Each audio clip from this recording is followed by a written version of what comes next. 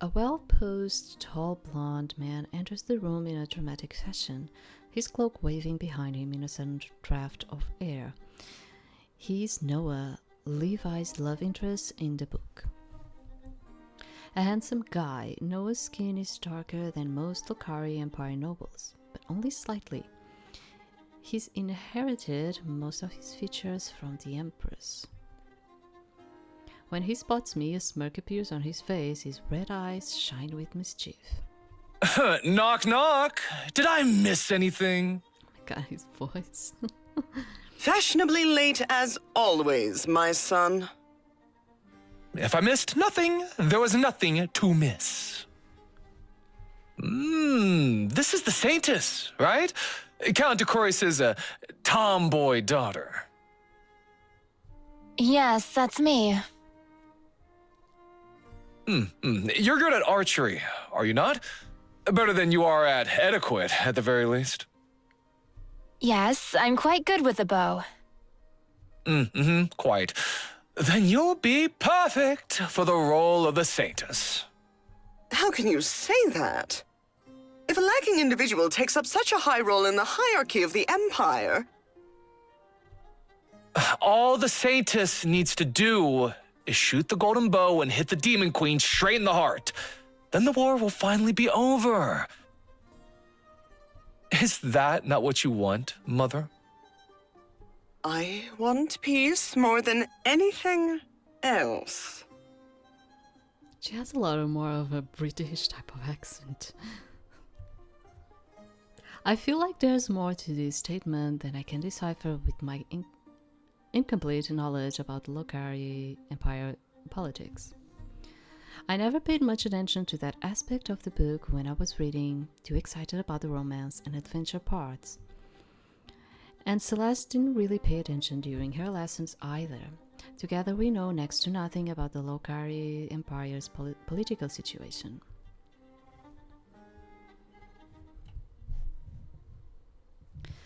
Please don't worry about anything, Your Grace. I'll defeat the Demon Queen and bring peace to the Empire.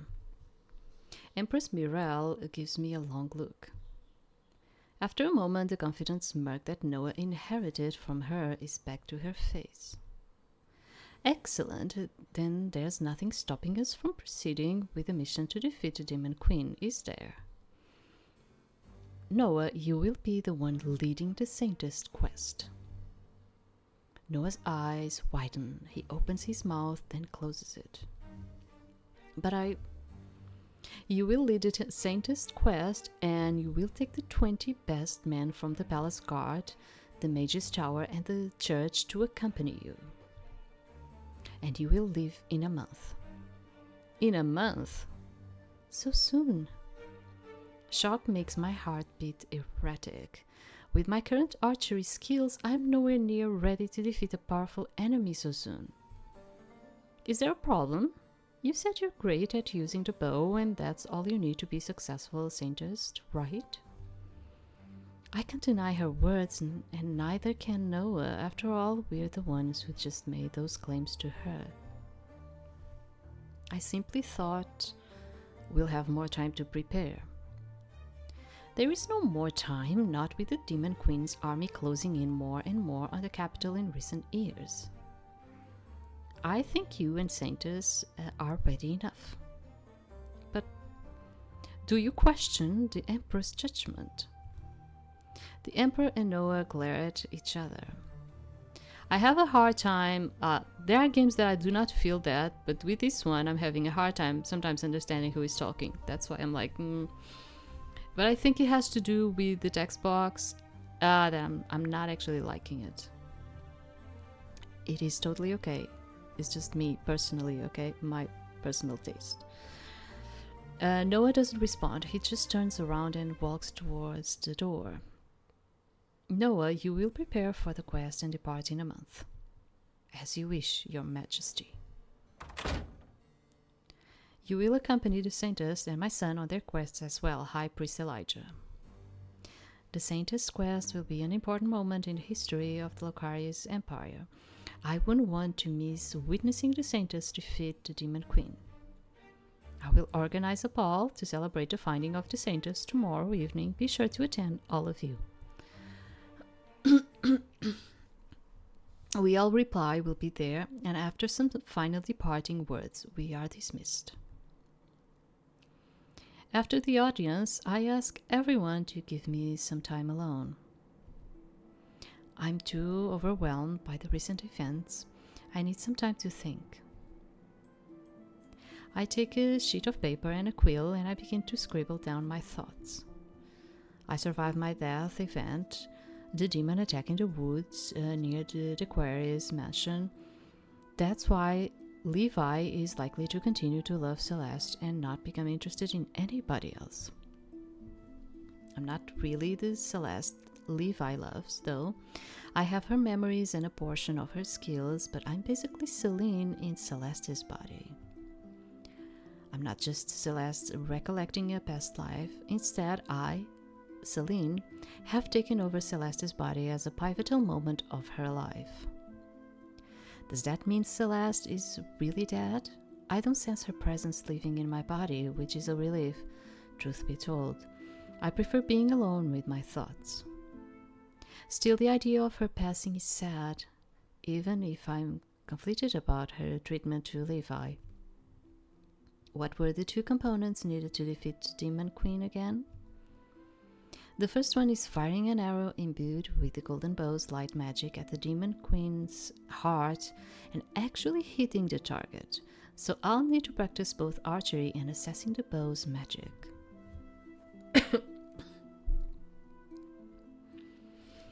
I suppose training with the bow will just take time, though. I have a little to spare. As for yielding its magic, that's something Elijah will know more about, given that he's a light magic user. I scribbled down that I'll need to talk to Elijah about the golden bow and its magic. There is also a second component to defeating Demon Queen, one that follows a story trope more than practical logic. Knowing Levi's love makes the magic of the golden bow stronger. I'm scared. This situation isn't just a story in a book anymore, it's my reality. Levi, Elijah, Noah, Eurydice, Father, the Empress, they are all real people. They aren't acting according to script either. The plot of the book has changed. It's a real world now with unpredictable consequences. And I'm at the center of this new story. Levi dies at the end of the book despite defeating the Demon Queen. Despite Noah's love for him. Will I die again too? If I have to fall in love with someone, who should it be? Levi, who blindly adores his lady? Noah, who has been burdened with leading the mission to defeat the Demon Queen? Elijah, who is a priest and can't marry someone unless they are part of the church? Or should I pick someone else entirely? The next evening, Linda gets me all dolled up for the grand ball the Empress is throwing in my name. At the ball, I find myself sitting at a table staring at silverware I have no idea how to properly use. Celeste's memories aren't helping me much. You usually start using, if you ever get in that situation, you start using the silverware. It goes from the outside to the inside, okay? That's how you usually start using the silverware when you are in a situation where you don't know how to use it. It usually goes like that, okay? The servant puts a salad in front of me and I pick up one of the forks. There's an awkward gasp from my left. I look at the noble lady sitting next to me. She's almost purple in the face, staring down at the fork I'm holding. Wrong piece of cutlery, then. I put it down and take another in my hand. I steal a sideways glance at the noble lady. She doesn't seem to be offended anymore. This one must be the right fork then. When everyone starts eating, I dig into the salad too, but it tastes like paper to me. I'm nervous. My hands are clammy. So you've become the Saintess, Lady d'Aquarius. Oh, very good voice. I like it. So this is George? Oh, but here's the DLC one. Oh. The man to my right, Duke George, if Celeste's memory serves me correctly, strikes up a conversation with me. He's a young duke and a powerful player on the battlefield of Lokari Empire's politics. I'll have to do my best not to say or do anything strange. Yes, despite my surprise, the Golden Bow has chosen me. Well, now that you carry such an important role, do you plan to improve your knowledge of etiquette? Well, another one that has like a lot of that British accent to it. Kind of funny. Now that you carry such an important role, he points at my salad. Oh, come on, what am I doing wrong this time? The Duke smiles, but his expression isn't unkind. You have no idea what you're doing wrong, do you? I don't. May I? He extends his hand to me, and when I don't protest, he touches my hand gently to modify the way I'm holding the fork. Oh, come on, George. You're spoiling the fun. The lady to my left has a cruel smile on her face. Shoot, I really was eating the salad wrong after all. There's just one thing that's kind of like getting into my mind, which is we are supposed to be in some kind of like a Korean setting, isn't it? We have like cutlery like that, silverware. Okay. My cheeks, yeah, but they do have like this monarch kind of setting, so it's kind of like crazy. Yeah. Okay. My cheeks heat up from embarrassment, and suddenly I find it hard to breathe. Now that I'm the Saintess, I will be watched closely. The nobles are all going to be laughed for weeks about the way I ate the stupid salad. I just know it. Excuse me. There's a tightness in my chest which makes it hard for me to breathe. My heart is beating so quickly I can't be here anymore. I have to get some fresh air. Are you okay? Duke George calls after me, but I walk quickly to the terrace. Once I'm away from the throne room, I run into the gardens. I spot only when I reach a small pond. Here I stop. That was like a spot. I stop only when I reach a small pond. Here I put my arms around my frame, trying to control my breathing. Breathe, Celine, in and out, in and out. Don't cry. Don't cry. You'll ruin the makeup Linda spent hours putting on you to make you look like a real noble lady. I didn't think I would run into you here. It's probably Noah, right? I turn around when I hear the voice. It's Noah. Yeah, I was kind of like, probably. He's drawn his sword, and his usual mocking demeanor is not present. He's completely serious when he suddenly puts his sword against my throat. My heart beats so loudly that it feels like it could jump out of my chest, this time from fear. Oh, I should probably keep saving, by the way. I never know. Does Noah want to kill me? I wish I could just kill you and be done with it. Okay. He does, but why? Suddenly I remember the scene. I fangirled over it when I was reading the novel. This is the scene where Noah puts his sword to Levi's throat. Okay. It's overly dramatic, and most of the readers of the novel interpreted it as a romantic interaction. But now I think this setup is just ridiculous. I could take a step back at any time from the coldness of steel and my neck would be safe. Do not actually think about that. Do not. Because you can take a step back and the other person be very quick with the reflexes and actually stab you anyway, going forward. Like, how do you say it? Thrusting. Yeah. I give Noah a long stare. He's holding at me. He's looking at me seriously, as if he's really pondering if he should harm me. I don't believe he actually will. I will entertain his antics for a while longer just to see what he has to say to me. I want to know how much the scene changes with me here instead of Levi. Why do you want me dead? Because you're the reason I have to go on the mission to kill the Demon Queen. And so soon. If anybody less capable than you had been chosen as the Saintess, Mother wouldn't have told us to leave within a mere month. I'm glad he thinks so highly of my archery skills, especially considering how little the nobles think of my etiquette skills, but he's wrong. I may not be as great at archery as you think. That fact would change nothing at this point. Mother is now convinced you can defeat the Fiend. This is a suicide mission. None of us will come back from the quest. Even though I remember this line from the book, my eyes widen. How do you know we won't return?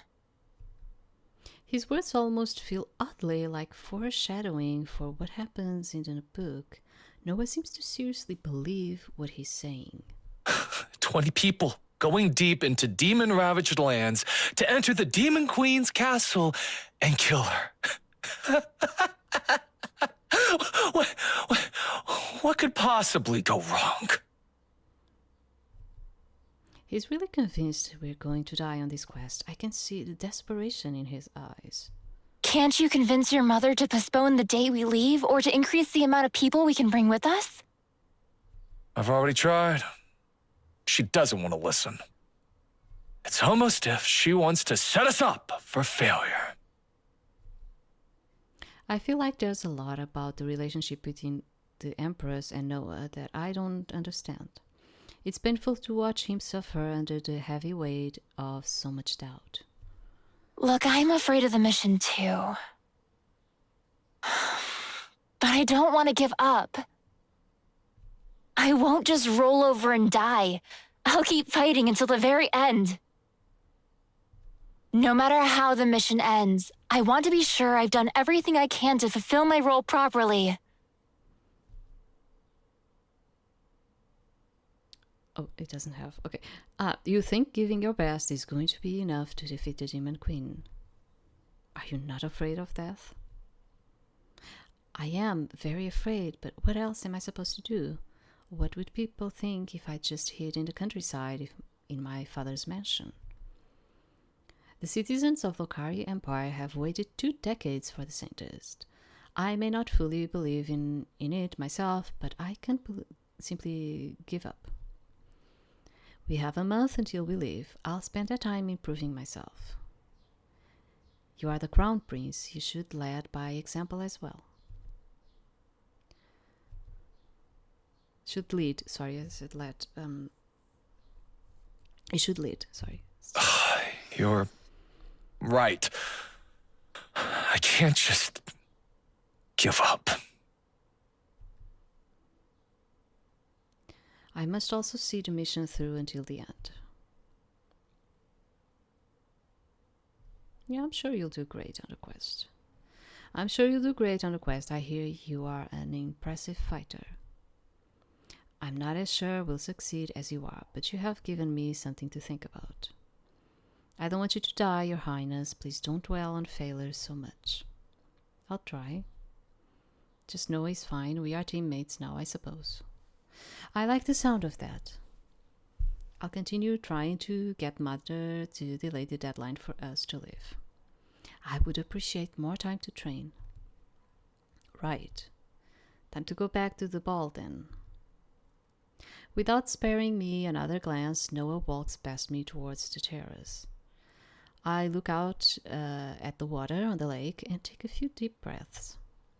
I really hadn't expected Levi's scene with Noah to play out for me.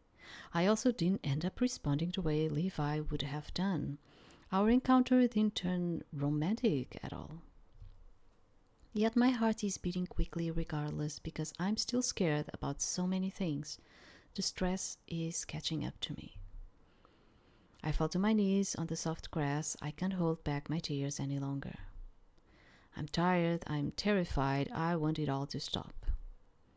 Tears overflow. Looking into the lake, I allow myself a moment of weakness. Why is this happening to me? I don't want to be Celeste. I never wished to be the Saintess. After a while I realized, no matter how much I cry, this new reality won't magically change for me. The sooner I accept my fate and put my energy into few things I can still influence, the better. With renewed purpose, I get up and walk back towards my room. Screw the ball. I'm not going back there only to be ridiculized further. I don't want the whole imperial court to continue watching how terrible I am at being a noble lady. I'm walking down the corridor towards the apartment when I hear someone running behind me. Celeste. Levi's call me by my first name like he always does when it's just him and Celeste. It's something the two of them agreed to do when they were younger, before Celeste grew to avoid him. Levi stops before me and looks me up and down, checking for injury. Where have you been? I didn't notice when you left the throne room. You're not supposed to go anywhere without me. There goes like the guy that follows you even to the freaking bathroom. I mean, he's fine, okay? And if you like these types, it's fine too. I get a bit stressed about them. Father's orders, I know, I just forgot. I realize I haven't been thinking about how Levi would feel if I suddenly disappeared yet again. I'm not concerned about failing to follow his orders. I'm genuinely worried about you. He blushes and looks away. After a moment, he looks back at me with a worried expression, then looks me up and down again. You're all right, are you not? He focuses on my face and frowns. You've been crying. He must notice my smudged makeup. I haven't. I'm fine. I can see the smudges of makeup and the redness around your eyes. It's in your imagination, no? If there's something burdening you, you know you can tell me, right? Even though I'm the one who's become the Saintess, Levi's fate somehow hasn't changed much. He's still being dragged on this dangerous quest to defeat the Demon Queen. The end result is the same, and he might die in my defense. The lady he served kind of died in that demon attack a few days ago. I'm not the Celeste he swore to protect. That is also true. In a certain way, Celeste actually died in there because we are another person now. I can tell him the truth. I'm just overwhelmed by everything that's happening. I'll be fine if I have some time to process this turn of events. Alright, if you wish to speak with someone, I'll be happy to lend an ear. Thank you, Levi. I'm really grateful to have you at my side. No matter what, I will always protect you, Celeste. I'm afraid of what might happen to him if he does. I turn around, walking towards my room. Let's go rest.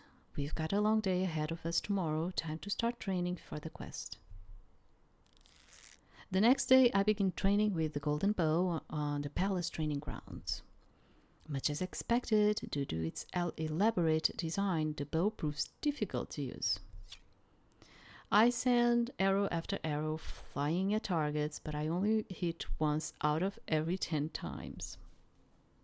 Not only are my bow skills rusty, but the weapon isn't collaborating either. Finally, too frustrated to continue, I give up. I'll try again tomorrow. I make my way to my room with Levi following behind me.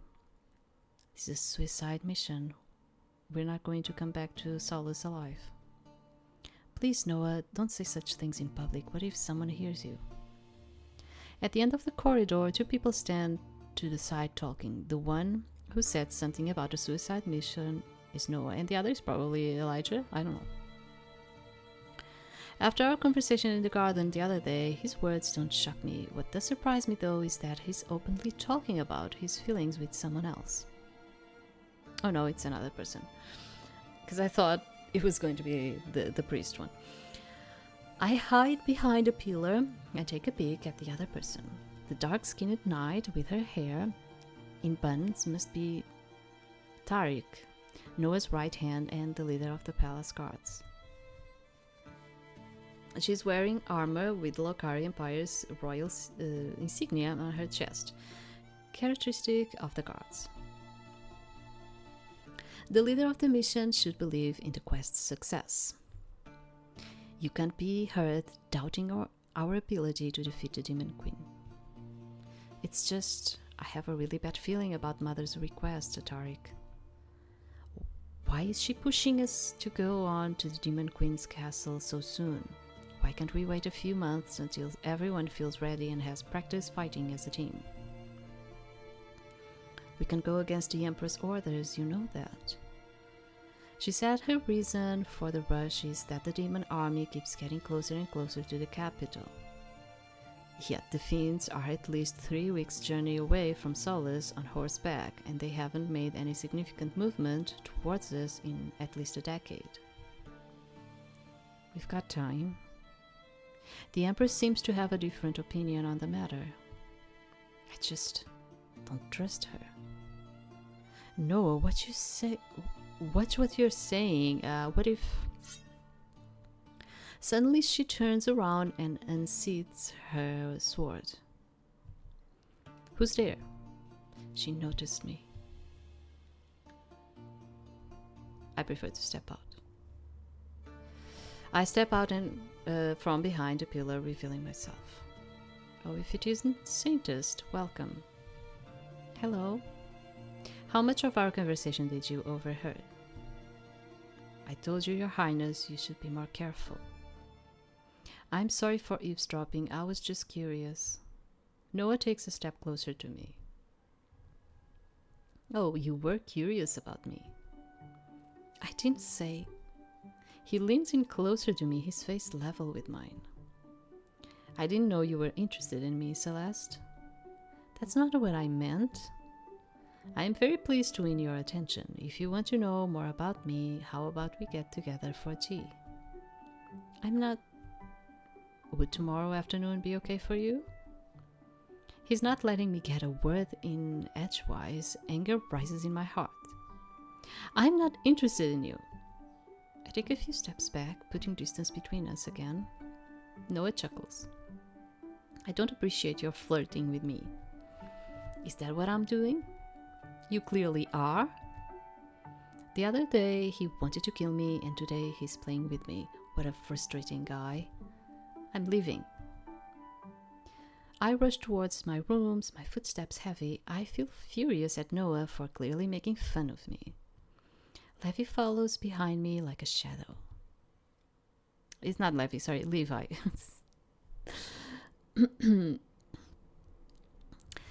The confliction of two languages going in here. Okay. I spend the next few days training with the golden bow. I increase my accuracy rate, but I'm still struggling to wield the weapon. In the afternoon, Elijah approaches me. How's the training going? My thing with Elijah is... My confession in here is... I actually think I like Elijah too. I think he's okay. But I don't think I like his sprite. Even when he's like smiling and all of it, I don't like his sprite. I like the CG, but I don't think I like the sprite. I'm sorry. Should I be honest with him? I hesitate, but I know I'll need his help to access the bow's magic.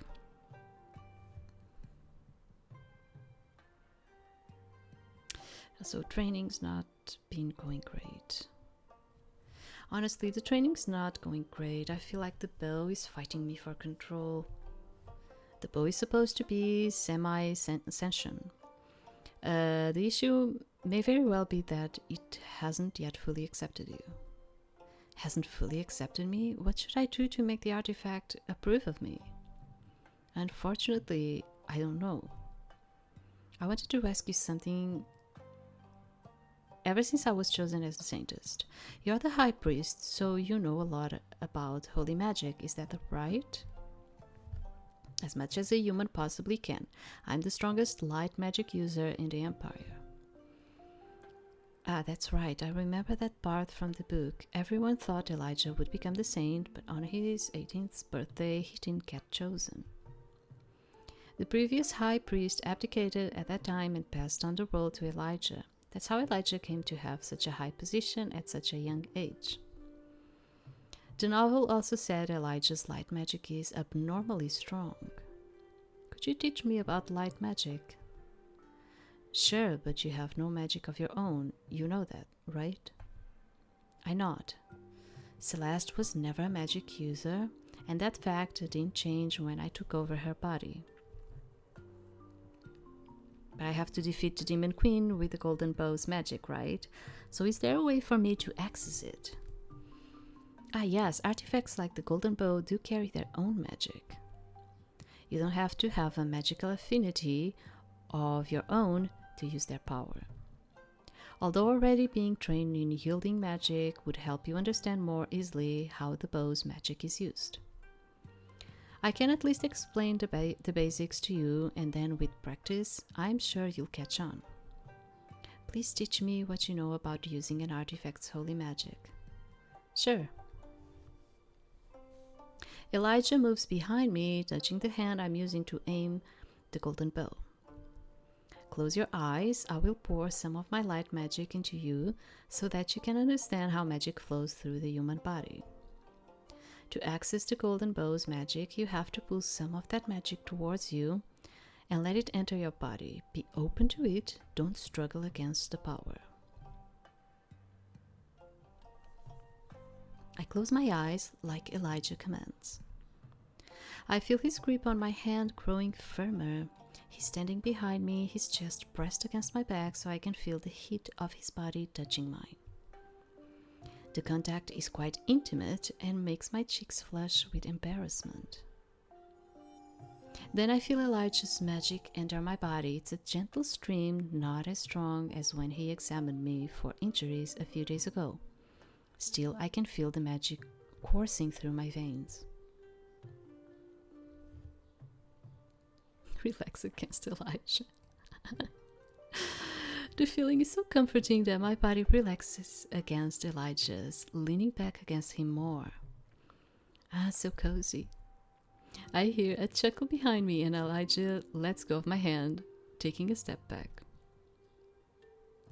No, don't take that pleasant feeling away from me. The loss is so poignant, I almost want to throw myself in Elijah's arms to feel his closeness again. It's like his presence and magic have filled a hole in my soul that I didn't even know was there. Yeah, the other time when they were like connected with their heads, I was kind of like feeling maybe he's like a really good character for her. Do you understand? I was like, maybe I should ship them together. I was kind of like feeling that. But I have, personally, I have like a thing with like the sprite of him. It just doesn't go with me, you know. But I think they are cute together. I don't know. I kind of feel like that. Now that the completeness is gone again, I feel hollow. You are quite susceptible to light magic, I must say. Elijah's smile brings me out of the haze I was left in by his magic. I blush a deep red. I realize I wanted. What exactly did I want just now? To throw myself at him? I barely know him, and it was only his magic making me feel drawn to him, right? My sudden yearning for Elijah certainly had nothing to do with him, only his magic, I think. I'm sorry. Don't be sorry. You couldn't have done anything to control your reaction, though I would like to know the source of your interest in my magic. Did you notice how my magic flowed through your body? I did notice. I noticed too much, even. Yes, I did. You must convince the golden bow to let you access its magic, then pull the power towards yourself and let it course through your body. Only by doing so will you be able to aim that magic with your arrow and strike the Demon Queen when the time comes. I use my staff. I use my stuff as a way to store more magic, even though I have magic of my own within my body. I can only use more powerful spells with the stuff's help. Just like what you must do with a bow, I draw the magic of my stuffs into my body so I can release the power as bolts of light. The human body is a conduit for an artifact's magic. I'll try it out. Great, now regarding your pull towards my magic. Elijah takes my hand in his. For a moment, through our joined hands, I can feel the flow of his magic again. I lean it towards him. It's really peculiar how you're drawn towards my power. I've never seen such an affection for someone else's magic in anybody else. So this sort of thing doesn't happen often. Not at all. I'll ask some of the other priests about the matter. Maybe one of them will be able to shed light on the situation. In the meantime, there's something I'd like to ask of you. Instead of training, could you come to the priest wing tomorrow? I'd like to explain to you more about your duties as the Saintess of the Golden Bow. My duties? Yes, did you think the only thing the Saintess has to do is defeat the Demon Queen? I understand that as the Saintess, I am supposed to be the key player in the Lokari's Empire politics. But with so little time before we leave on the quest, I don't want to start taking part in the politics of the country just yet. Voicing your opinion in court is only part of what it means to be Saintess. The people of the Lokari Empire have been waiting for the prophesied heroine for 2 decades, after all. Therefore, you are expected to show them you are a proper Saintess, so their hope for the Lokari's Empire can continue and grow. Hope is such a fragile feeling. One has to take care of hope and nurture it. If the fire dies out, Elijah trails off, a faraway look of melancholy on his face. The expression makes me wonder what he's thinking of. I have no courage to ask, though. How should I show the common folk that I am a proper Saintess? It would be best if I explain everything to you tomorrow. Come to my office at night in the morning, bring the golden bow. All right, I'll be there. After Elijah leaves, I return to practicing archery. I try to pull the bow's magic towards me like he instructed. But I can't replicate what the high priest did. Even so, I keep trying. There's too much at stake for me to give up so easily. The next morning, I walk down the corridor for the palace towards the priest wing. Levi has been a tremendous help by showing me where the church's part of the building is located. Now turn right. How do you know where the priest wing is, Levi? I came here with another knight who was injured during training, so he could get the priests to heal his wound. Ah, that makes sense. We should be close. We take another turn right and walk down a corridor until we end up at the most impressive door in the hallway. This should be where High Priest Elijah works. I'll wait for you by the door. All right. I knock on the door, and after hearing a faint "come in" from the other side, I enter the lavishly decorated room. To the left, numerous cabinets support a shelf upon shelf of thick-spined books, while a large, beautiful painting hangs on the opposite wall. 3 people sit behind desks. To my left, a green-haired man is focused on some large stacks of paper. He looks up when I enter and gives me a gentle smile. His table is decorated with shining crystals. How curious. To my right, a priestess with curly red hair looks up from the architectural plans for a huge building, upon which she's been drawing with red ink. Her face lights up with a bright smile. At the podium, in the back, is Elijah's desk. Welcome to our office, Saintess Celeste. That's the Saintess? I'm happy to finally meet you. I'm Meredith, Development Overseers, currently in charge of leading the construction of the cathedral in Solus. I didn't even know there was a cathedral being built in the capital. Further evidence of how little Celeste cares about anything other than hunting and horse riding. Yeah, she was probably too much into herself. That's why at the beginning I was kind of like, I am not going to misjudge this father, because she really does kind of feel like, for a noble person, like the type that only cares about herself, you know. Trying to stand up, of course, but only caring about herself. Welcome, Saintess. I'm Gareth, the financial administrator. Gareth and Meredith are my trusted confidants. Together we take care of the most important matters concerning the Church of the God of Light. Pleased to meet you both. I'm Celeste, the Querist, the Saintess of the Golden Bow. Today we'll talk about what it means to be Saintess of the Golden Bow, and I'll show you some of your duties. We'll go to the east side of Solus. The journey will take around an hour. We'll be taking a carriage to get there. Meredith will accompany us. I'll hop off at the cathedral construction site so I can perform my duties as the overseer there. What about Gareth? We can close the office because someone might have an important request for the High Priest. I'll stay here and take care of the piles of paperwork.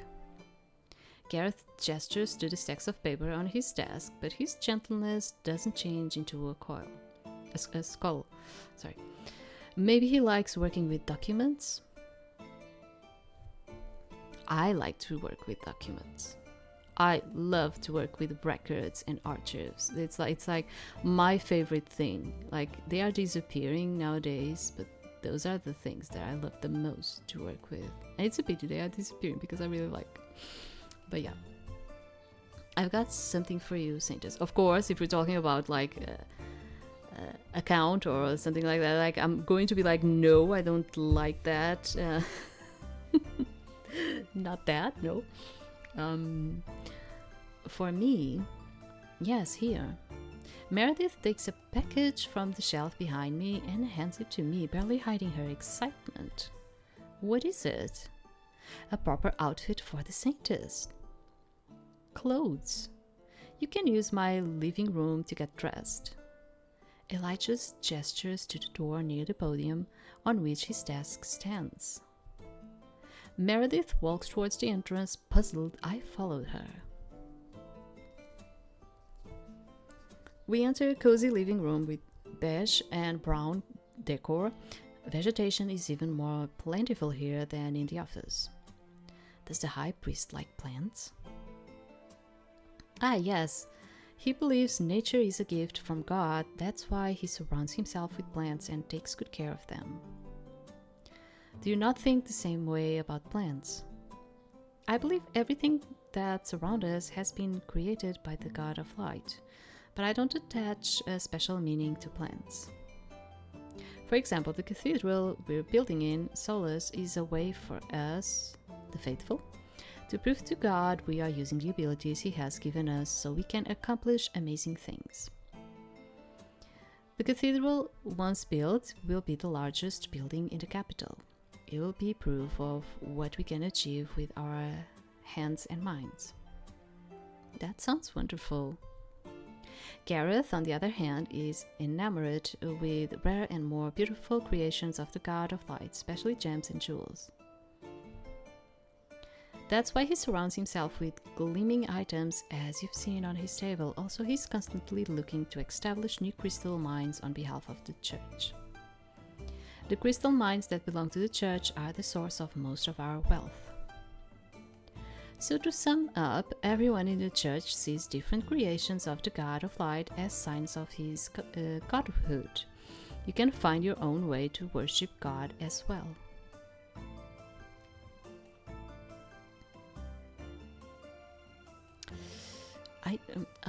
Okay, you've made me feel a lot of respect. Sure. You made me feel a lot of respect for the different kinds of worship. By the way, I should continue, saving. Never know. I never thought there could be so much to having faith in the God of Light, aside from praying to Him in the chapel. I've never been particularly religious on Earth, so I was never interested in following the religion of a fantasy world god. However, now I can see how faith in the God of Light is an important part of Elijah's, Meredith's, and Gareth's lives, all in different ways. I respect how devoted they are. I'm glad we could express our faith to you so well, Saintess. I'm sure you'll find your own best way to worship the God of Light. In the meantime, we'll continue showing you signs of our faith, leading you by example. But I've been talking way too much. The High Priest is waiting for us.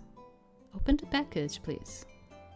I ripped the packaging apart to reveal an outfit very similar to Meredith's, reminding me of a nun. You want me to wear this outfit? Yes, you're going with Elijah to the east side of Solus on behalf of the church. It will be a good sign to the people if you show up in a public wearing an outfit befitting a Saintess. Alright. But, what is it? I thought I wasn't part of the church since I'm the Saintess. You are not, but this is about symbolism. Are you uncomfortable with wearing the outfit? No, it's okay. I'm just surprised. It's going to be fine. I'll help you get dressed. Meredith helps me put the outfit on, and we leave my hunting outfit behind in a neat pile on the armchair. I look down at myself and feel like I'm finally starting to play the part of being the Saintess of the Golden Bow. I really do look like a proper Saintess in this numb's robe. I think I now understand the symbolism of changing into a church outfit. After all, I'll be meeting people who need me to bring them hope. We leave Elijah's apartment and enter the office again. Oh! Elijah's eyes widen when he sees me in the Saintess outfit. I blush, embarrassed by his scrutiny, and suddenly feel self-conscious. Do I look strange? No, you look wonderful. It'll be easier for you to get into the role of the Saintess this way. You'll soon see. Okay. Elijah picks up 2 large leather bags and gestures to the door. We're ready to go. We'll be back in the afternoon. Good luck with the paperwork, Gareth. I'll be okay. We leave the priest office, making our way out of the palace. We board the carriage with the symbol of the sun on the side. Levi takes a spot next to the coachman at the front. After half an hour of traveling, we stop in front of a large construction site. Meredith calls it her stop and hops out of the carriage. We continue traveling for another half an hour. We've reached the eastern gate. Excellent. Stop just beyond the gate. I want to give the Saintess a good tour of the eastern Solus. Understood, sir. The carriage stops and Elijah opens the door. He walks out of the carriage and extends a hand to me to help me down as well. I take it and get out. When I see what Elijah has so enigmatically been preparing me for... Sorry, I need to say this again. When I see what Elijah has so enigmatic... It's because of this word. This word. What he has been preparing for me, my mouth drops open. I can say it, it's just not coming out. Okay, it's not. Yeah. I already told you that I feel like when I'm talking in English that my tongue just goes around and a lot. Like, I think English uses a lot of the tongue, and then I start like salivating a lot. For instance, in my language, we do not use you have like round words, so the tongue just goes in here in a way that it rolls around. It just rolls around. Then it gets hard sometimes with certain words with me. This is The land beyond the eastern wall slowly slopes down. As far as I can see from our vantage point, there's a sea of tents in various stages of disrepair.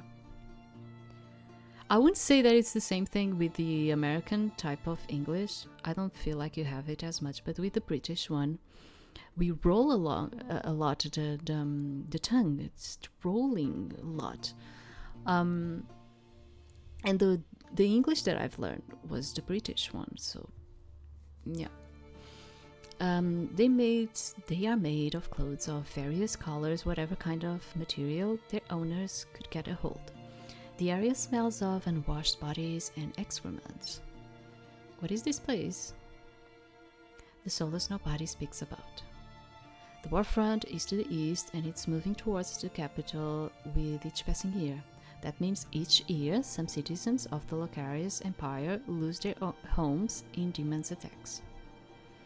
To save their lives, many travel to the capital in search for a better future. But there are so many refugees, and the capital has no place for them all. The Empress has long forbidden war refugees from coming inside the walls. She doesn't want to hear their pleas. It took me a long time to be able to negotiate with her to let the church's healers come to this slum 2 times a week so we can help the ones in most dire need. This is the truth behind the war. We have been holding on without the Saintess, but as you can see, this war is slowly becoming a losing battle. If you hadn't appeared as the Saintess in this decade, would we really be able to hold on another 10 years? Or would we lose all hope and eventually let the demons destroy us? Surely the Locarius Empire's army would never give up fighting. Without them holding the front, the demons would come to the capital and even further west. If you fight for a long time, only to slowly lose ground over and over again, it can be easy to lose faith. Elijah's voice sharpens, as if I've hit on a very personal emotion in his heart. Maybe I shouldn't voice any opinions on the matter of the Locarius Empire's war. I'm not really from this world after all, and I don't know much about the situation. But that doesn't mean I don't want to find out more. I want to help where I can. I understand the situation now. Thank you for bringing me here, Elijah. How can I help these people? We'll go around the whole slum so we can present you to people. We'll stop to talk to everyone who wants to converse with us. It will take a few hours, but I want the world to go around that the Saintess of the Golden Bow is a real person who came here to make sure everyone knows she's ready to save them. Do you think you can live up to this role? Okay, yes, I'll do my best. It seems to me that you are confident in your role. That's good. We need you to put your heart into convincing everyone you're going to save them. She was chosen, okay? And that's it. Maybe we are really feeling like we are not up to the task, but we need to make the others not actually lose hope on us. Let's go then. I follow Elijah deeper into the slum. Levi steps close behind me, his hand on his sword. He's at attention in case something bad happens. We pass by several people with sunken cheeks, ashen skin, and hollow eyes. When I gaze upon the refugees, I finally understand what a rare commodity hope is amongst them. Hope won't feed them, it won't make their wounds close, it won't increase their living standards. It won't. But it might give something that is not actually visible, okay? But at the same time, when Elijah approaches a skinny, sickly woman and channels his holy magic through his stuff, the relief she feels after she becomes healthier again brings a smile to her lips and some light to her eyes. Thank you, High Priest. The High Priest is here. The High Priest is here. Mom, are you feeling better now? This is my daughter. I'm sorry, she's very energetic. It's great that your daughter can still be cheerful despite the environment she's growing up in. Yes, it's wonderful how children can adapt to even the worst situations. I gave birth to her here. Are you perhaps... Is your name Cherry? Yes, and you are? Levi. Oh my lord, you've grown so much. Do you two know each other? Yes, no, it's him. Yes, we grew up in the same village. Cherry is 8 years older than me. So even though we played together as friends, really, she was more like an older sister to me. She warned me not to climb high trees and looked after me whenever I did it anyway and fell and cried. You were quite rowdy as a child.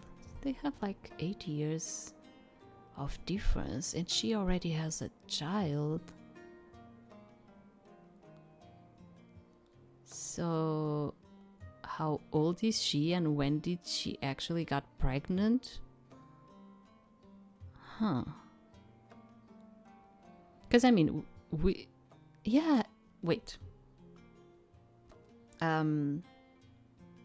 I just don't know how old is the child. Maybe it's because of that. Okay, maybe it's like a 4 years old kind of child thing. Yeah, it's probably that. Otherwise, it would feel like awkward. Okay. I like it too because he's 18 and they have a difference of 8 years, right? That's why I was like, so how old is the child? Okay, whatever. I like it to test my own limits. I would say I was curious. But that means that Levi's village was destroyed in a demon's attack. Yes, our homes got burned down by demons. So this is your daughter then, Cherry. Yes, my precious Lily. Lily.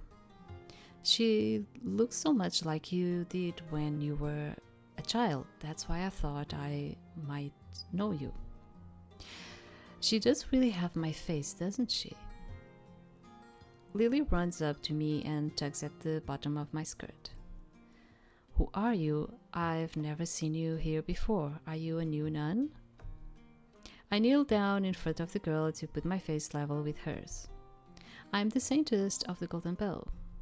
The Saintess. But the Saintess is just a myth. She's not real. That's what Mom said, and Mom is now a liar. Lily, I'm very much real. I pull the golden bow off of my back and show the artifact to the girl. This is the golden bow.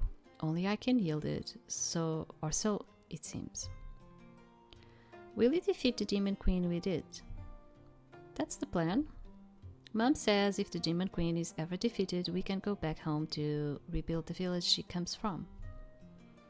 Then you have something great to look forward to. Will it really be something great? Yes, you are going to see a world that's much more beautiful than the place you live in now. Vast valleys, lush forests, wide blue skies. I've only ever heard about valleys and forests from the adults. Soon, hopefully, you'll be able to see them for yourself. Isn't that exciting? Well, yeah. I'm sorry, Saintess. I think it's difficult to be excited about experiencing things you've never seen before. She pulls the child close to her and pats the girl's head. Once we travel back to the ruins of my village, she's going to see so many wonderful sights. I'll pray for you, Saintess. I want you to have the strength to defeat the Demon Queen. Thank you. Elijah nods at me. I follow him through the slums away from the girl and her mother. At some point, someone grabs the skirt of my dress from behind and yanks. Immediately, Levi draws his sword and my hand goes to the golden bow. I turn around only to see a man without a leg. He smiles, showing his mouth devoid of teeth. He doesn't look dangerous, so I gesture to Levi to stand down. Can the pretty nun heal me too? We can't make what is already lost grow back. Damn, I thought as much, but it was worth a shot. I kneel in front of the man once he's let go of my dress. I won't be able to heal you anyway. I have no healing powers. You don't? I thought all nuns and priests can heal. I'm neither a nun nor a priest. Why'd you wear a nun outfit then? I glance over at Elijah and he nods at me. Having him and Levi there as support gives me confidence. See the weapon at my back? That's the golden bow. No way! The man's loud exclamation gets the attention of other people in the nearby area. Men, women, and children approach us. I feel the burden of what I'm going to say, but I want to bring some hope to these people. Who let you take the golden bow, my pretty lady? The golden bow has chosen me to be the Saintess. I've been carrying the artifact on my back ever since. The Saintess of the golden bow? The Saintess! The Saintess! A wave of whispers goes through the crowd behind my back. A crowd now that I turn around, I see just how many people have gathered. Do they all live in the nearby tents? There must be a few dozen refugees wanting to listen to what I have to say. I swallow hard. Yes, I'm the Saintess of the golden bow. People gasp. The one-legged man yanks on my sleeve to get my attention. There's more light in his eyes now that he's heard who I am. Good. You want us to believe the Saintess came down to the slums out of all places. The high priest informed me you might want to see me.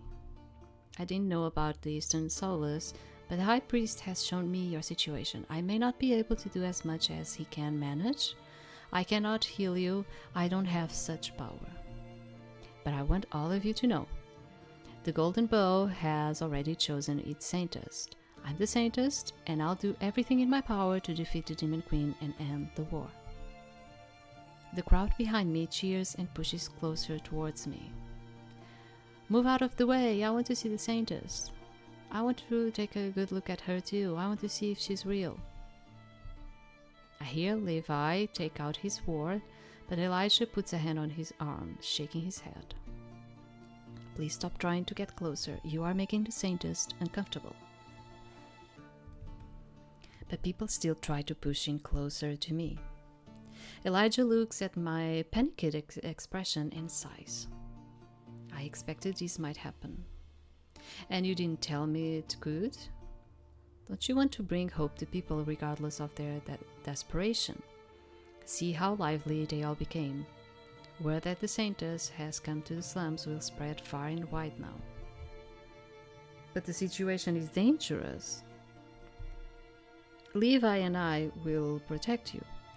So let's just go to another area and let more commoners see you. Do you really think that's a good idea? I need a second in here. Okay. As I said, we'll protect you, but these people have to gain hope somehow. I learned long ago that my own presence and healing cannot keep the flame of hope burning in their hearts. No matter what I do to keep their will to live alive, it's not enough. So it's fine to be using her. Okay, thank you, dudes. I kind of like I see what he's doing and what he's trying to say, but at the same time it's a bit discomfortable, you know. I feel like there's more to the story that Elijah is not telling me. He takes me by the hand and leads me to another area of the slums. At some point, people stop following us. When we arrive at another part of the slums, I repeat my big revelation about becoming the Saintess of the Golden Bow. The refugees act much the same no matter where we go. We are exhausted when Elijah finally says we've done enough. We stop at an area with a few dozen cots all filled with patients. Between the cots, more people lay on bedrolls on the ground. The injured ground and cry in pain. It's a cacophony of despair that tears at my soul. This is the main field hospital. Healers run around tending to the wounded, but one glance tells me there aren't enough priests and nuns to heal all of the injuries right away. Elijah stares at the scene in front of us with a look that tells me nothing about his thoughts. Elijah, what do you think about the Eastern Solace? It's a cauldron of those who are desperate to live and those who have given up already. This place swallows you whole when you step a foot inside, and then once you become part of it, it never lets you go. I may have brought you here to reunite the hope in the heart of these people, but be mindful not to become too attached to these individuals. Attachment in such a place will bring you nothing but pain. Elijah's expression becomes even colder. He walks towards the first person on a cot and, after a cursory glance, puts his stuff to the patient's stomach. The injured man's whole body shines with healing light. He lets out a groan of relief. I walk towards Elijah. Even though he told me not to get attached to the individuals here, attachment is not the same as caring, is it? I care about all the people in the Eastern Solace. I'm just not supposed to single them out as individuals, because then, when they die, I will suffer. That's what Elijah wanted to teach me, right? You've been helping out in the Eastern Solace for a long time, have you not? Not that long, only since I became the High Priest. 2 years, and yet it feels like I've spent decades here. Thank you for bringing me here, Elijah. I'll do as you say. I'll be the beacon of hope for these people. Yeah. You do have like certain jobs that it's all about. Yesterday I was seeing something and it's like I was like connecting in here. You do have certain jobs that they are connected with pain, you know? Like people go to a priest to confess or get their faith back because they are seeking help, because they are in pain. You go to a doctor because you are feeling pain and you want to get treated, you want that thing to pass. You go to a psychiatrist because you feel pain in another level, not so much physical, but it's another job that is dealing with pain. So yeah, you have like doctors, you have like priests, you have psychiatrists, you have the police. You go to the police because you are also in pain, whether it's a physical or an emotional state. You are in pain because someone stole your wallet, because someone beat you, because, do you understand? Like, we never actually thought about it, but there are professions that we think, oh, they are just there to, like the police, oh, it's just there to secure me. No, they're not. It's not that. When they look at a person, they are looking into something that we are not actually relating, but it's like they are looking into pain, right? But you probably never thought about it. And yesterday I was seeing something about that, and I was like, yeah, it's true. There are professions that the thing that they have to deal the most with is pain, people's pain. For as long as you have strength to help, please do so. Just be mindful your dedication doesn't burn brightly enough to cause pain. Leaving me confused, he moves on to the next patient and heals him. And so I do the same. I walk up to each and every of those men and women and tell them I'm the Saintess and that I'll defeat the Demon Queen. Even though sometimes I find it hard to look at the patients with their burned bodies and mutilated limbs, I continue on, following Elijah's around the field hospital. It's the only thing I can do for these people, be their ray of hope. At the end of the day, I almost can stay standing on my feet. We travel back to the palace in silence. The sun sets by the time we arrive. Elijah nods at me and Levi and turns to leave without a word. Elijah, I'm looking forward to going with you to the Eastern Solace next week. I'm glad. With that reply, he turns and walks away from us. Bringing hope to everyone is a heavy burden to carry, but I want to embrace being the Saintess. Okay, that's enough for today. I can't overdo it or else I won't have the strength to train tomorrow. I do a few stretches, grab my bow, and make my way back to my room. Yeah, archery, like people probably don't think about this, but archery is actually really hard, it deals a lot with the muscles too. I could go to the palace garden first to get some fresh air.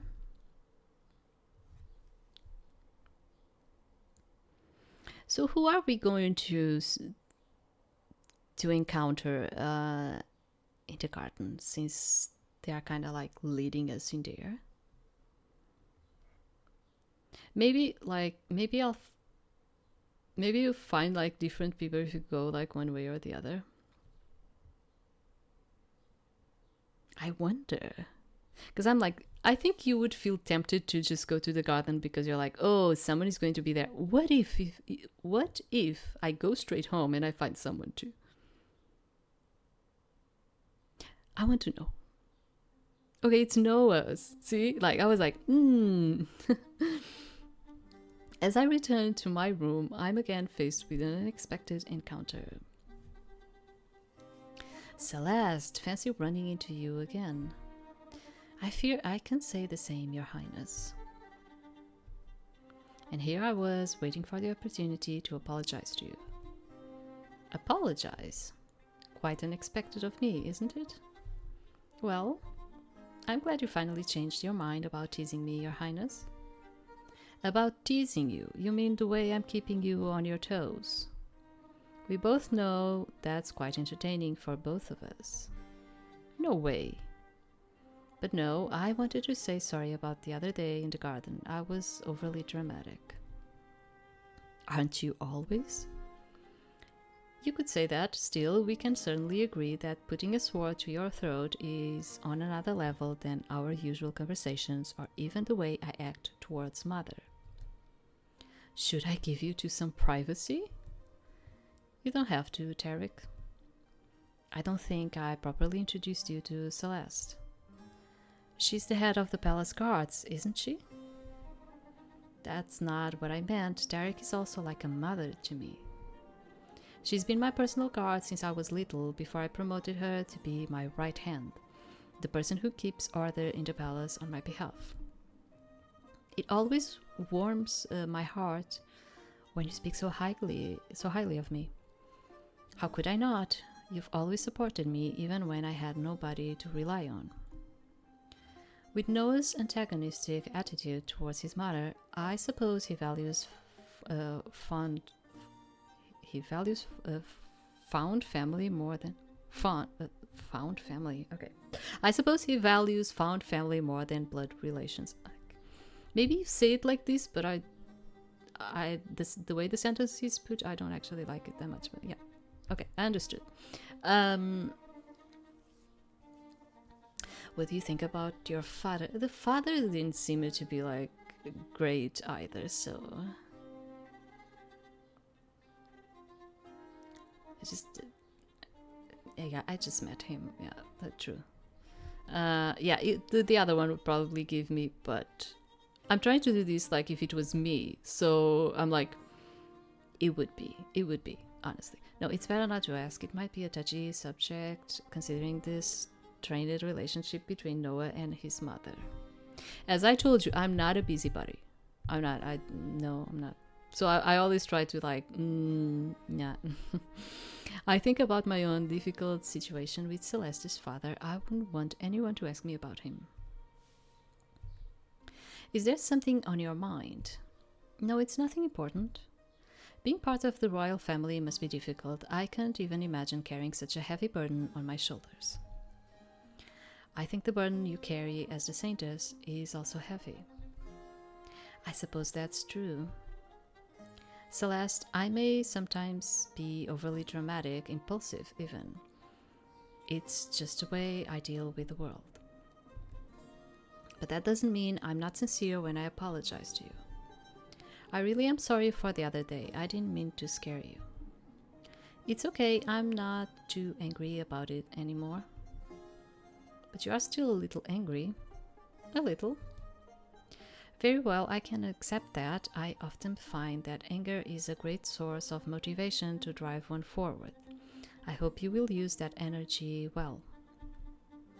Just don't go overboard with being mad at me. I wouldn't want your anger to turn into resentment. Alright. Noah and Tarek escort me to my family's apartment, where we say our goodbyes. Is your training going well? In the evening, Eurydice comes to my room.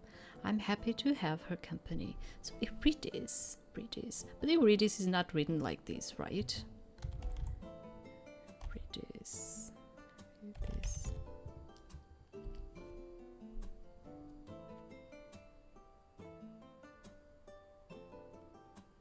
Yeah, I think it's written in another way. Yeah, it is.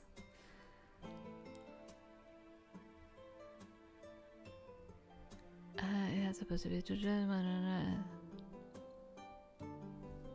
Yeah, she was the wife of Orpheus, right?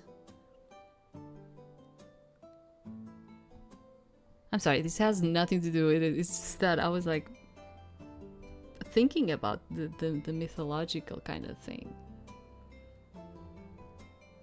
It's not going to give me a lot in here. Okay. Whatever. Let's continue. In the evening, Eurydice comes by my room. I'm happy to have her company. Not really. I let out a long sigh and tell Eurydice about my training. I don't understand what the High Priest means about accessing the Golden Bow's magic. Every time I try to think about the artifact letting me share in some godly power, nothing happens. It's frustrating. Elijah showed me how it can feel to receive the magic, but I can't reproduce the result. I have no affinity for magic. I don't understand what to do. Don't pressure yourself so much. It's only been a few days since you even found out how light magic is used. Yeah, but we have... our days are accounted for, you know, so...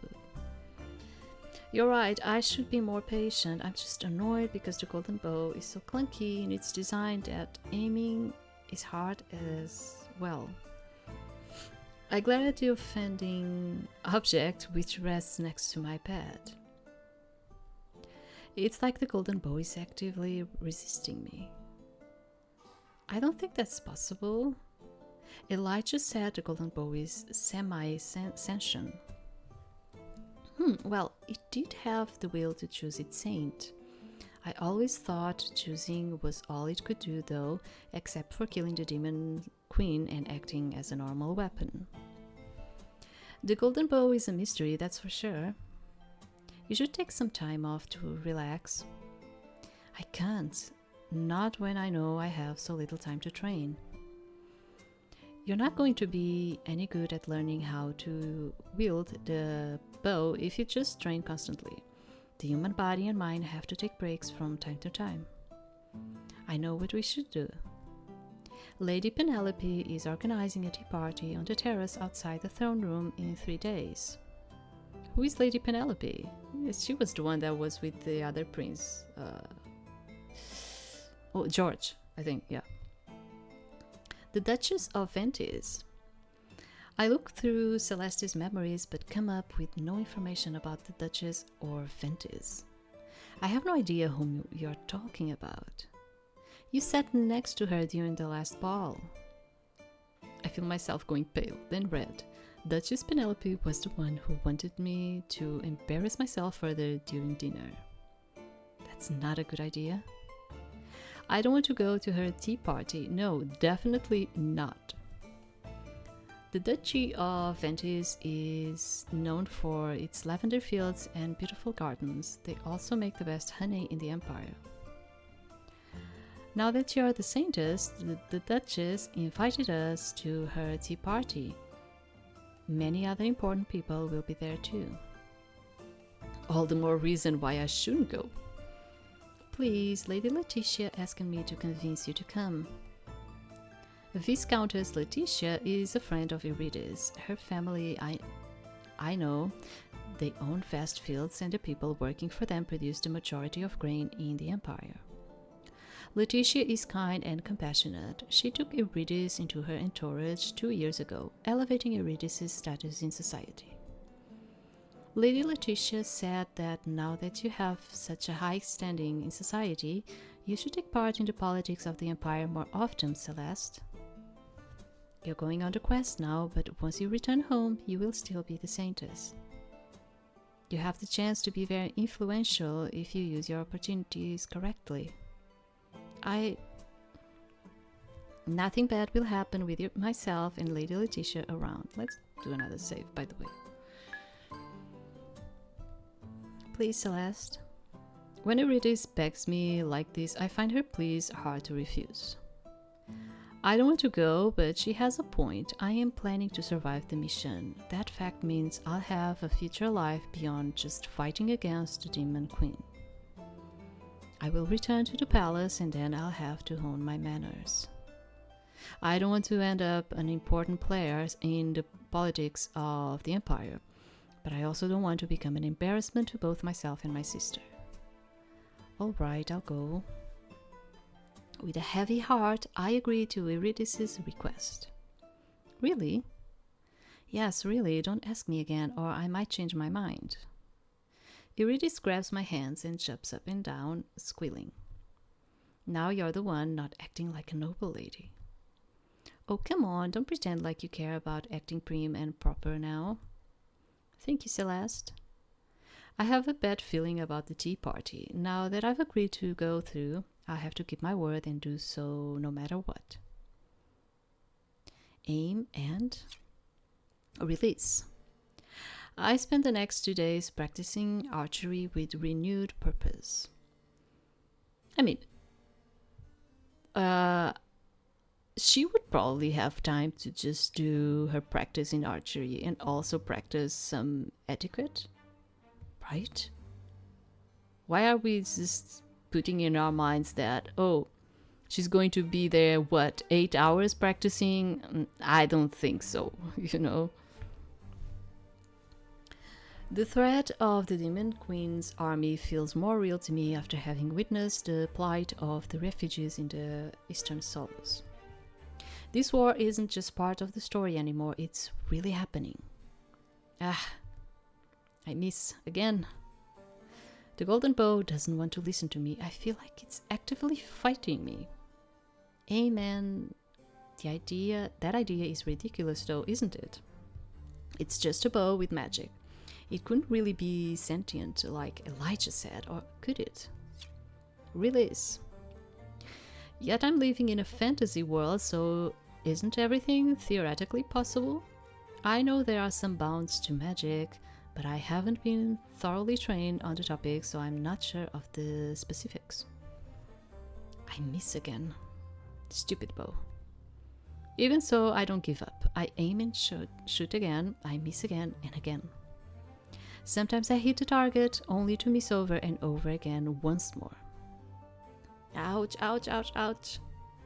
At some point, I pulled the bowstring wrong, probably because I'm tired from making arrows fly like crazy over the past days, and it slaps my arms. My forearm looks terrible. Yeah, that's why I was like, yeah, you cannot, like, it. This is like a type of, nowadays, a sport. This is like a type of sport that you cannot even do it for hours, because it gets a lot on your muscles.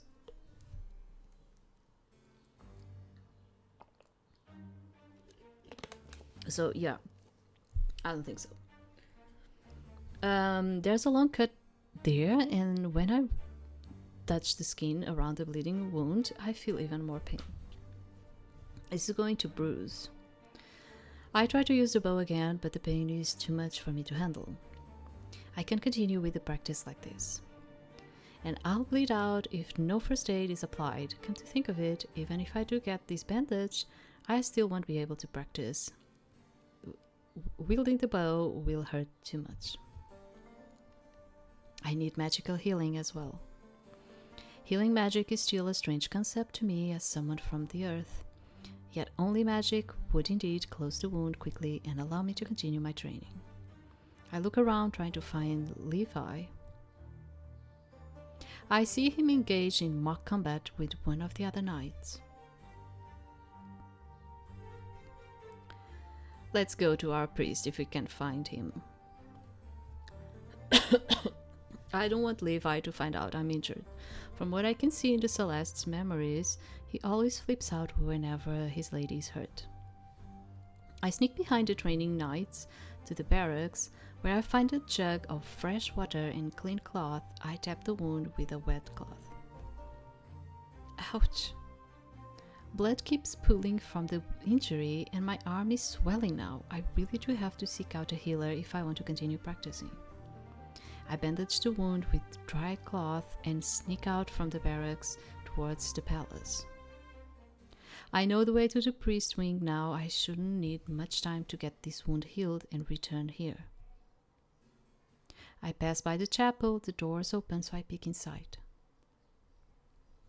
Elijah is standing in front of the pedestal where the golden bow used to be. His hands joined together in a prayer. He has a contemplative look on his face. He must be praying to the God of light. He could heal my arm, but I don't want to interrupt his serene scene. Just when I'm about to leave, I hear his voice behind me. You're free to approach me whenever you want. I turn around and step into the chapel. I'm sorry, I saw you praying and I didn't want to interrupt you. Is that so? I can pray anytime, but I can only talk to you when you're around. Elijah comes closer to me. He looks down and notices my bandaged arm. You are injured. I was just going to the priestess wing to get my forearm healed. I pulled the string the wrong way. And you want to just get this wound patched up so you can overdo the practice all over again? We are leaving in 2 weeks. There's no time for me to not practice using the bow. How's the training going? Slowly. I still feel like the golden bow doesn't want me to yield it. I can't wrap my head around the concept of the bow being sentient. You are convinced it doesn't want to shoot for you. Maybe you're the one blocking its power.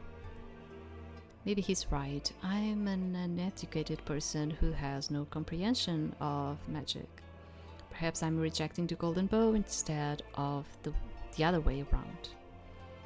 I'm not sure. I need to think about it. I look down on my arm. Elijah follows my gaze. May I heal you? Yes, I would be happy if you did. I need to touch you to do so. Maybe I should find another priest. I am kind of like sheeping them. I said, like, I felt like at the beginning, I was like, maybe I'm going to sheep them. But it's not that, like, Elijah has nothing to do with me and I would never pick Elijah. It's just that I was like, maybe I'll just sheep them together, you know? You can touch me to heal me. Elijah takes my hand in his own. I can't help but feel shy. He takes off the bandage and frowns when he sees the injury. His magic pours into the hand slowly, its power bringing me that pleasant feeling of being home. The wound closes in a minute, fully healed, leaving no scar. The swelling around the injury disappears as well, and I feel a tremendous sense of relief at the lack of pain. Elijah lets go of my hand. I use every ounce of my will to resist reaching out to him. Why does his magic have such a strong effect on me? Here, don't overdo the archery practice again. Though I'm sure you will anyway. Come by my office if you're bleeding again. I hate to see you hurt. He does? That's kind of sweet. Or is such a response normal from a healer? There's so much I don't know about Elijah. His role in the book was mostly as part of the love triangle between himself, Levi, and Noah. The novel didn't go into much detail about him as it did about the other two. I was kind of like feeling, in this way, Levi and Noah can get together anyway. Let's put her with the priest. Oh god. What is it? Thank you. No problem, but what's on your mind? I just said what was on my mind. I'm just joking. Okay, forgive me if I shouldn't ask this question, but we've interacted a few times so far, yet I realize I know so little about you. I've been especially curious ever since seeing how being in Eastern Solus affected his mood. His closed-off expression made me eager to understand his thoughts better. Why would you want to know more about me, of all people? Fine, I'll tell you something about me. I have three brothers. Roll the tongue. I have 3 brothers. I was born a commoner, a farmer's son. As you know, when a citizen turns 10, be they commoner or noble, our affinity for light magic is tested. I found out I was very strong at yielding holy powers. That's why my parents decided to give me to the church. I spent the next 10 years training as a priest and honing my magical skills. Do you miss your parents? I've seen them only 3 times since they gave up, so no, I don't. I don't know if your parents kind of gave up on you, you would probably feel like, what am I talking about? Yeah, whatever. Because my father kind of abandoned us too. So when it's like that, you kind of feel like, why should I care about this person? Do you understand? For me, it's more like that. And there are moments that my mother kind of asks me, oh, do you miss your father? Because your father he's still around, he's still there. And I'm like, I do not recognize this person that is my father nowadays. I remember my father from, the days before. The person that exists nowadays, I cannot consider that person my father. Do you understand what I'm trying to say? So when people kind of ask you about someone that basically gave up on you, you're kind of like, I don't probably feel nothing for the person that he is at this moment, because he's nothing to me. He's a stranger to me. He was something, but right now he's a stranger. Do you understand? So I have that type of feeling. People are different though. We don't have a strong connection, same with my brothers. If anything, my family was relieved to have one less mouth to feed. Yeah. Those are also other type of circumstances. That's cruel. That's just life. Farmers don't have it easy, especially with the threat of the demons looming closer and closer each year. My parents have a farm that's only a week away from the battlefront, my horseback. Should nothing change and the demons continue to advance, the farm will be destroyed by the end of the next decade. He talks about the possible destruction of his parents' farm with such a detached tone. He really doesn't have any warm feelings for his family. Well, maybe it's exactly the same thing that I was telling you about. After a while, it's more like you have memories, but having memories doesn't mean that what his parents are now, it's going to be the same of the memories that he had. Do you understand? Because between that amount of time, they never cared for him. Do you understand? So it's they become entrenched. They become like strangers for him.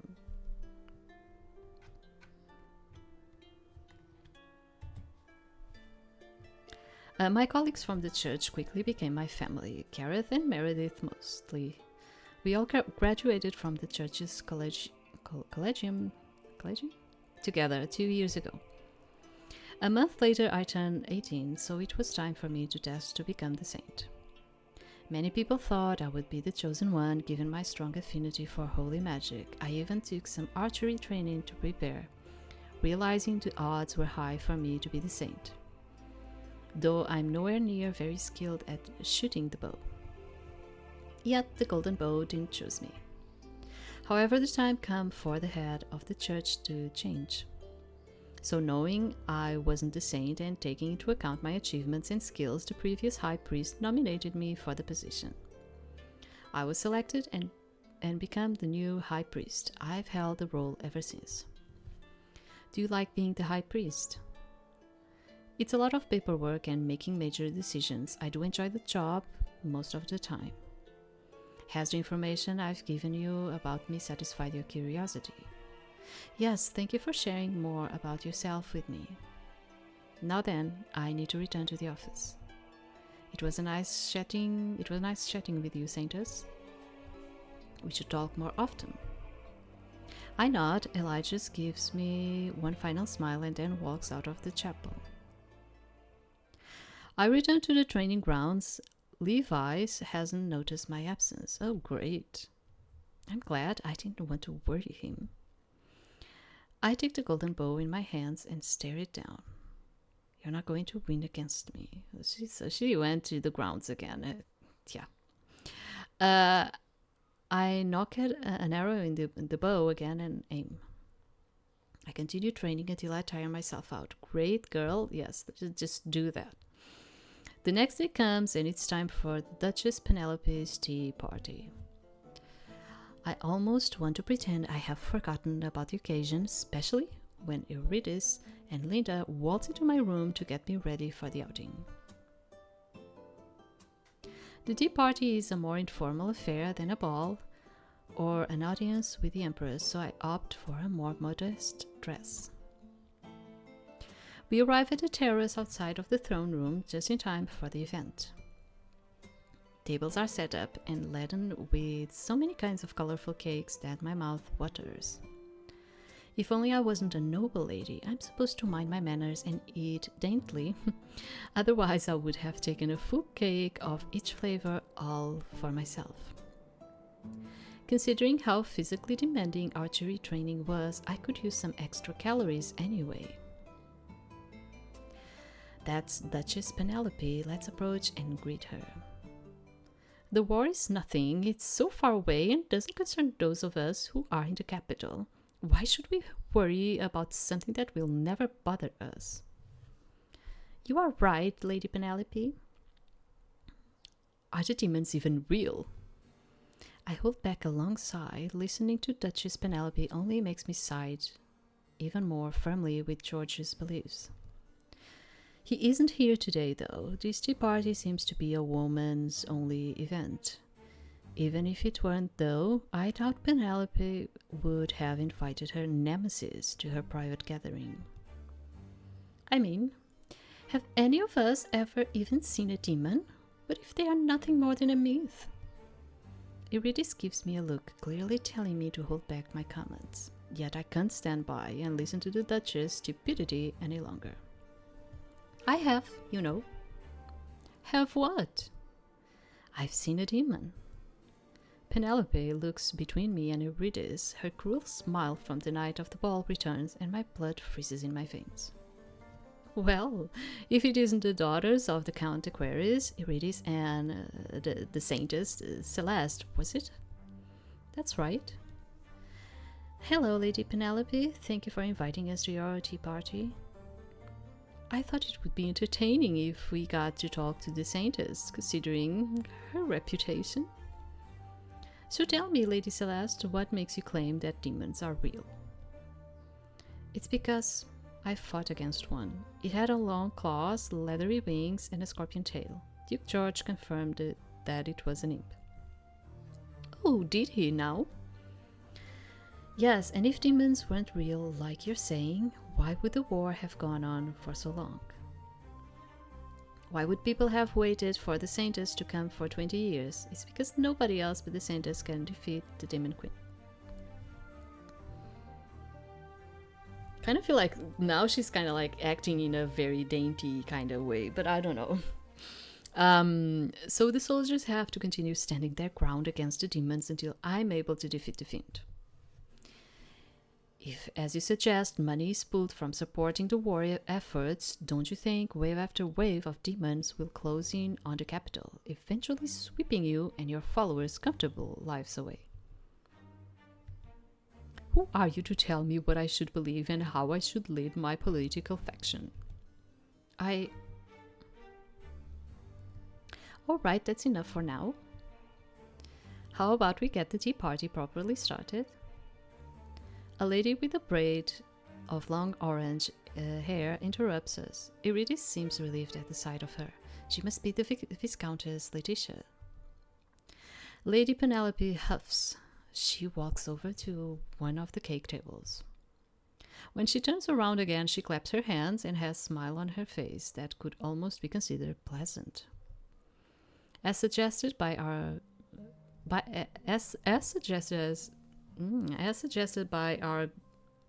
gratuitous guest, Viscountess Letitia, let's get the tea party started. I'm so looking forward to the shortcake. The atmosphere changes instantly. Excited chatter ensues as the ladies make their way over to the cake, taking a little bit onto each of their plates.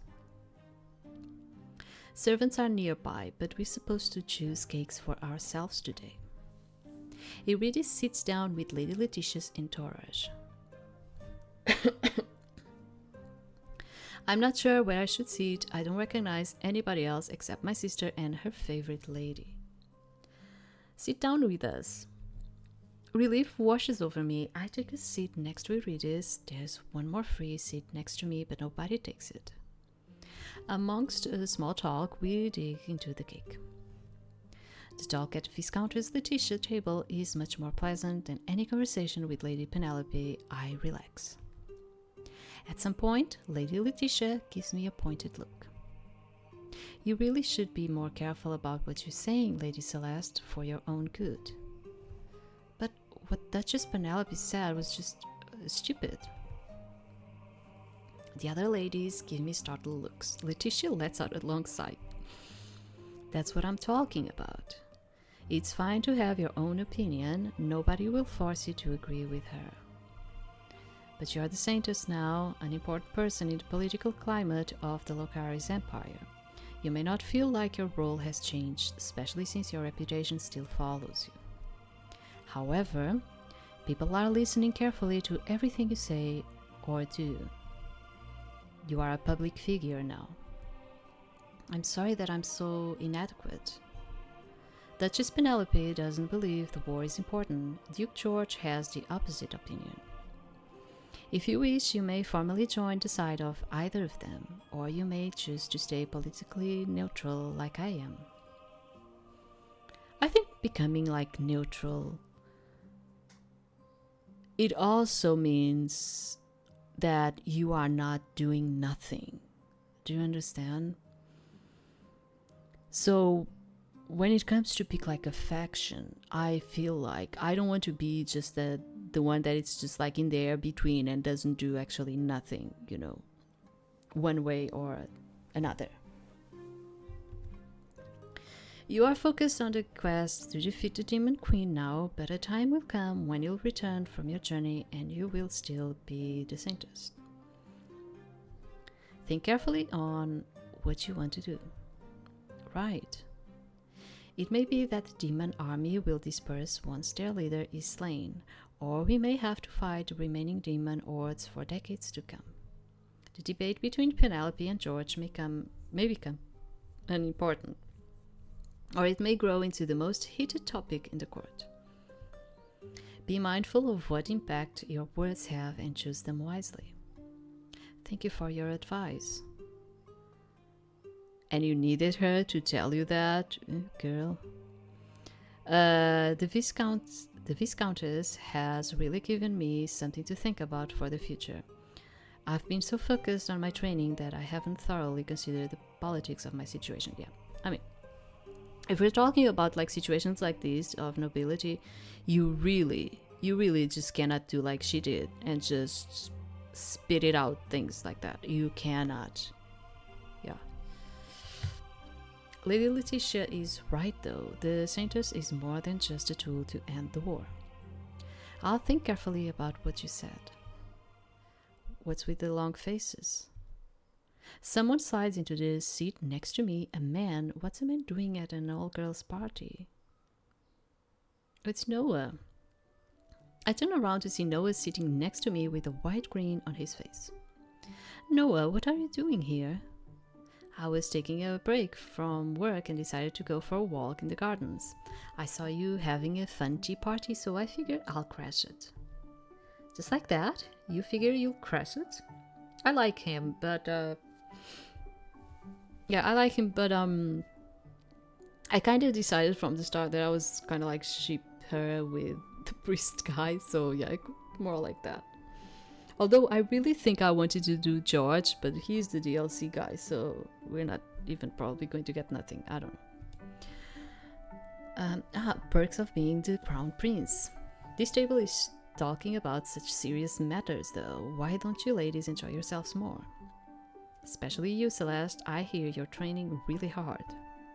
I am. That's good. I like women who know their way around weapons. I blush at the implication of what Noah just said. He's flirting with me again, making me embarrassed, and this time he's doing it in front of a table full of wide-eyed noblewomen. Noah, why are you teasing me so much? Why? Please stop teasing me. It's really bothering me. You're sending the wrong signals, acting like you're really interested in me.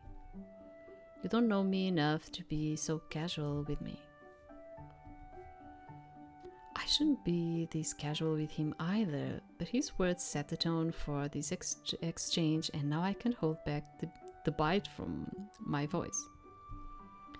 What if I have a good reason for teasing you? What good reason? I rather enjoy seeing you both blushing and mad. You're a great distraction from organizing the party for our quest. Besides, you know I can be serious when needed. I can't help but feel mad regardless. I don't want to be your distraction. Please stop teasing me. Noah throws his head back and laughs. There you go, getting all mad and flustered again. That shade of blushing pink looks lovely on your face. Noah? Prince Noah, this is supposed to be a women's only tea party? Duchess Penelope approaches us with a frown on her face. I've had my fill of Celeste's expression anyway, so I'll be going. Noah, people will get the wrong idea.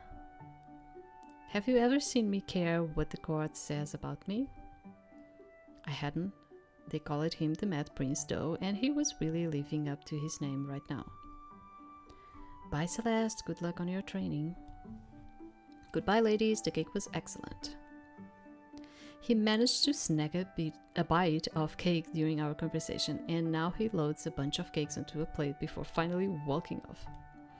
I wish I could act with so much freedom, yet Lady Letitia just told me I can't act how Noah does. A shame, really. That was... let's continue the tea party. As the party continues, I notice the ladies from Penelope's entourage whispering behind my back whenever they think I can't hear. Or maybe they don't care if I hear them. Have you seen how she acts around Prince Noah? Could it be that there's something between them? I've seen her with the High Priest Elijah a few times. You don't think she's going after a man of faith, do you? My servants gossip about her knight being in love with her. What a shameful thing. I let out a long sigh and returned to Letitia's table. The ladies there already asked me about my relationship with Noah, but without any presumptions about its nature. I'd love for all the nobles ladies to be that kind. For the rest of the tea party, I focus on not embarrassing myself any further. 4 days later, while I'm hanging out in the living room of our apartment, Eurydice approaches me with a spring in her step. Okay, a spring in her step. Celeste, we've received invitations to another ball. Oh no. Not another one of those painful social gatherings. Look. Eurydice hands me an envelope with a royal seal. The Emperor's seal? Yes, these envelopes were inside a bigger one. The Empress formally invited Father, myself, and you to a ball tomorrow evening. Tomorrow? Yes, aren't you excited? Not at all. Oh, Celeste, don't be so dour. I'm sure the ball will be beautiful, with good food, amazing music, and interesting conversations. You know I hate any kind of gathering of nobles. Can I refuse the invitation? No, you can't. I'm sorry, but not attending when you got a formal invitation from the Empress could anger her. I don't want to antagonize the Empress. It's just that what am I supposed to do about my lack of etiquette knowledge? I'm not going to suddenly get a lot better at those skills by tomorrow's evening. With all my archery practice, I've had no time to worry about learning to be a proper noble. Well, that's the thing that is kind of like messing with my mind. Because even in reality, you cannot just pass like even 8 hours just doing that. It's a real physical strain, and you wouldn't even pass like 8 hours just doing that. There's a knock on the door. Paul, Eurydice's knight, opens it. A messenger from Duke George arrived for Lady Celeste. From Duke George? I bring word that my master, Lord George, Duke of Rodwell, would like to see Lady Celeste in 2 hours at the Royal Conservatory. Okay, Duke George wants to see me? Oh, that's cool. Yes, that's right. I'm supposed to come back with a reply, my lady. I'll see His Grace. Thank you. I'll relay the information immediately. The messenger leaves. When the door closes, Eurydice turns to me. Her eyes are sparkling with curiosity. What's going on between Duke George and you? I don't know, but I want to know. Nothing. I'm as clueless as you are. We didn't? We didn't speak much so far. I'm not a native English speaker, and when I get like these things, I honestly, I get like, because it's even harder for us sometimes to spot these things.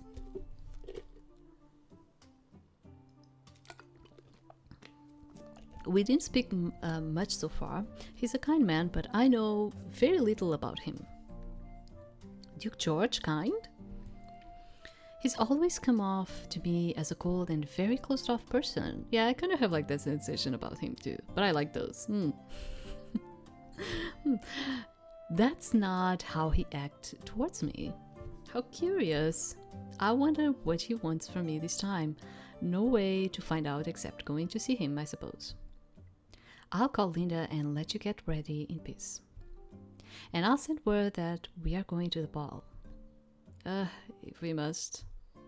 I'm afraid we have to. All right then, do your worst. Laughing, Eurydice walks off to her room and I enter mine. Linda spends the next 2 hours getting me ready to meet Duke George. It's almost like preparing for a ball, considering I've been summoned by someone so important. All the while, I continue to wonder why George wants to see me. When I arrive at the conservation, I'm in awe of the splendor of the large glass building. Plants I've only seen in books on the kingdom of Durendal fills out the greenhouse alongside nature from the Locaris Empire. In the middle of the room, a table is laden with food of all kinds. George stands in front of it with a kind smile on his lips. Welcome, Lady Celeste. Your Grace. What is the occasion? I take another good look around. That's enough food for a party. Where's everyone else?